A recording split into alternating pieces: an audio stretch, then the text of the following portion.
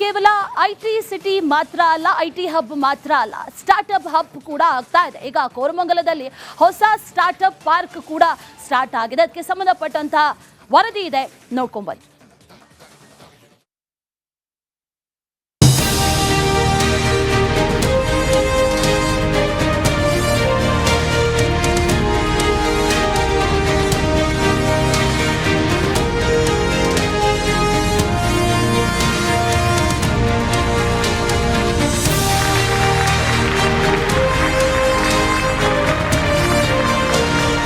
IQ startup ಪಾರ್ಕ್ನಲ್ಲಿ ಜಾನಪದ ಕಲಾ ತಂಡದ ಕಲರವ, ವೀರಗಾಸೆ ಕಲಾವಿದರಿಗೆ ಗಣ್ಯರಿಂದ ಅಭಿನಂದನೆ. ಹೈಟೆಕ್ ತಂತ್ರಜ್ಞಾನವುಳ್ಳ ರೋಬೋಟ್ಗಳಿಗೆ ಮನಸೂತ ಯುವ ಪೀಳಿಗೆ.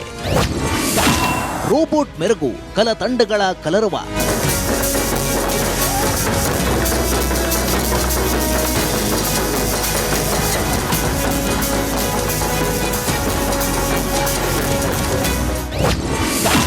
ಸ್ಟಾರ್ಟ್ಅಪ್ ಪಾರ್ಕ್ಗೆ ಯುವ ಪೀಳಿಗೆಯ ಲಗ್ಗೆ.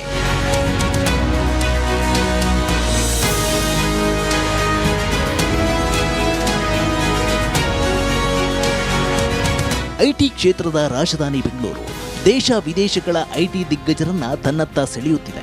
ಸ್ಟಾರ್ಟ್ಅಪ್ಗಳ ನೆಚ್ಚಿನ ತಾಣವೂ ಹೌದು. ಇಂಥ ಗಾರ್ಡನ್ ಸಿಟಿಯಲ್ಲಿ ಭಾರತದ ಪ್ರಪ್ರಥಮ ಸ್ಟಾರ್ಟ್ಅಪ್ ಪಾರ್ಕ್ ಲೋಕಾರ್ಪಣೆಗೊಂಡು ಮತ್ತೊಂದು ಮೈಲುಗಲ್ಲು ಸಾಧಿಸಿದೆ.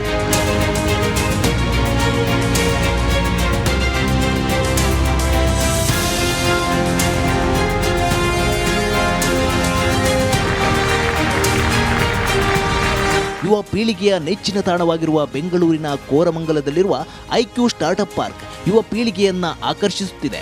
ಜಾನಪದ ಕಲಾ ತಂಡಗಳ ಕಲರವ, ವೀರಗಾಸೆ ಕಲಾವಿದರ ಕುಣಿತ ಗಣ್ಯರು ಹಾಗೂ ಯುವಕ ಯುವತಿಯರನ್ನ ಮಂತ್ರಮುಗ್ಧಗೊಳಿಸುತ್ತಿದೆ.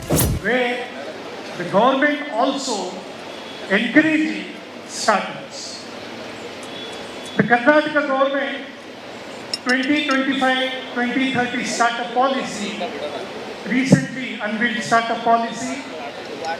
We have a plan of creating 25,000 startups in Karnataka. High tech ತಂತ್ರಜ್ಞಾನವುಳ್ಳ ರೋಬೋಟ್ಗಳ ಪ್ರದರ್ಶನ ಉತ್ಸಾಹಿಗಳನ್ನ ಕೈಬೀಸಿ ಕರೆಯುತ್ತಿದೆ.